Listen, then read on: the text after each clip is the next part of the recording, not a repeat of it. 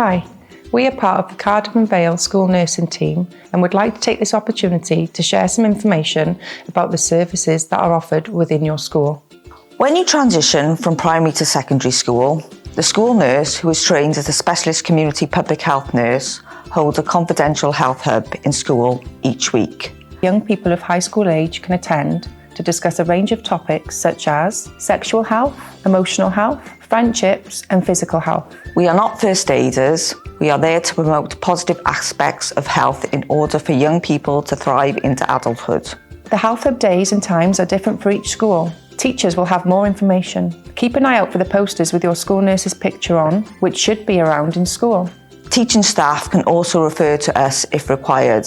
Although the school nurse works closely with school, the service is confidential and information will only be shared if the school nurse is worried about the safety of a young person or somebody else.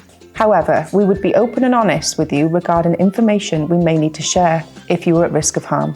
Throughout your secondary education, you will be offered a nasal flu vaccination each year up until year 11.